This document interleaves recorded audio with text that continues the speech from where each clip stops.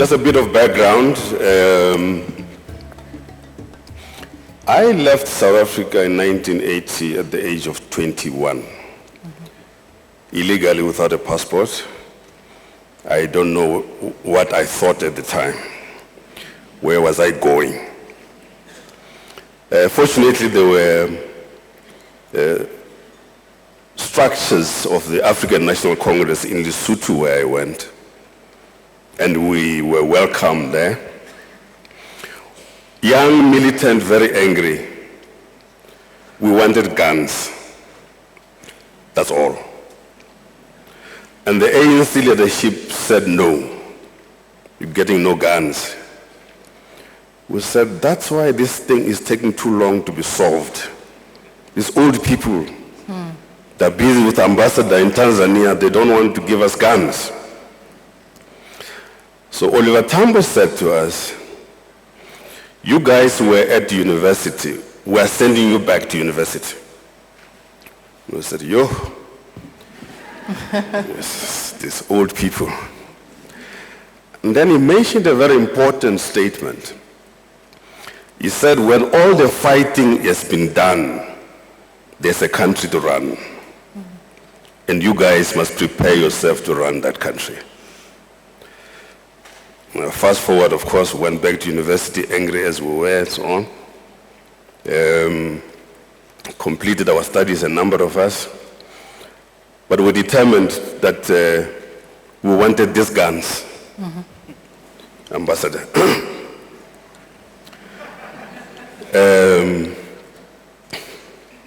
We wanted these guns. Fortunately, in the ANC those days, if you have not undergone military training, you were taken as an uncircumcised boy. So you had to undergo military training. So after completing studies and so on, went to Angola to do military training. I'm talking about around 1988, that time. What then had happened was that somewhere around 84, 85, the mass uprisings in South Africa were intensifying. And the apartheid regime was getting nervous. And they began sending out feelers, one to Nelson Mandela in prison, and also to the ANC in Lusaka, whether there was any possibility of negotiations. And the ambassador was also aware of this, because he was very close to one of the architects of the so-called talks about talks with President Mbeki. They began a process of talks about talks, and then the economics team that I was part of was also now beginning to be involved in what we call talks about talks. We're meeting the economists from the apartheid regime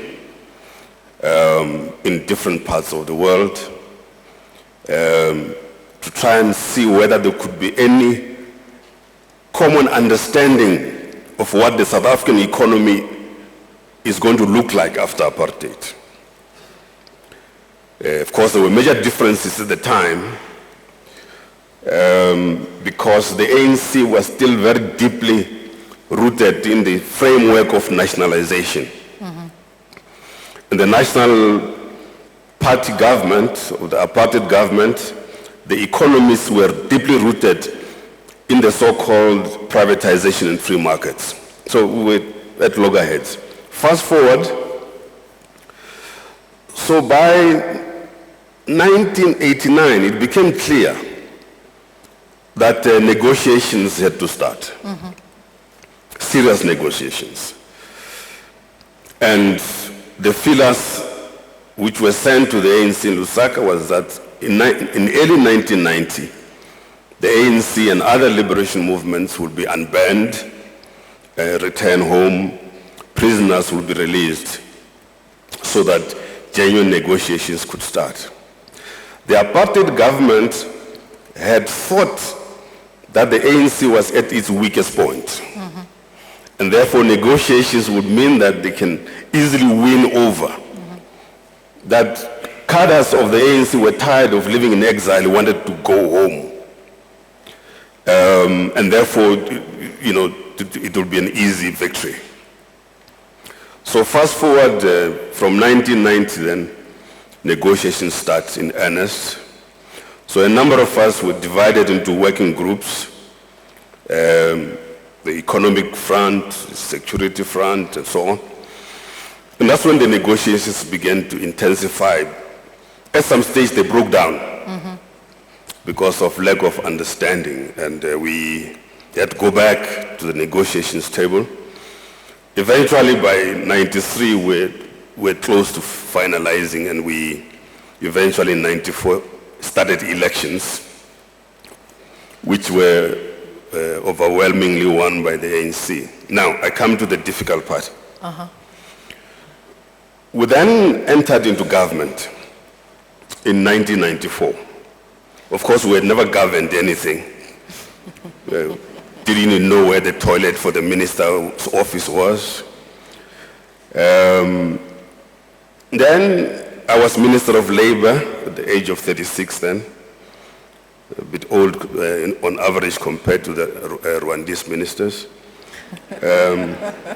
Well, much younger, more energetic. President Kagame tells me that they're very energetic and tech savvy. So I was Minister of Labor and I worked through the process. But at the same time, we were negotiating the final constitution in what we termed the Constituent Assembly. Some of the terms Ambassador will be used to from those old days. And by 1996, we had completed negotiating the final constitution. And the government was getting in place. The bad part that I want to talk about very quickly as I stop is that government can corrupt people. Sudden access to massive resources in a highly complex and rich country like South Africa. The temptation for corruption is very high. See, when somebody comes to you and says, I would like to meet the Minister of Mines, do you have his contacts? You say, he has an office. Why don't you phone the office? No, I want to meet the minister. There's something funny going on. Why don't you go to the office? Why do you want to meet the minister at the hotel and not at the office? And that's when corruption starts creeping in. And I must say, sadly, there have been a number of people in the African National Congress who have been caught in corrupt practices, similar to what you described earlier, that the RPF had to go through. So you need some kind of a cleansing process. I heard you talk about an ethics committee within the RPF. In the ANC, there's something as well called the Integrity Commission. You need an Integrity Commission or an Ethics Committee because there are politically unethical people in the organization. It's not the whole organization, but it's the bad apples in the organization, which must be taken out. But I think, let me conclude by saying that South Africa, as you know, it's too big to manage as well,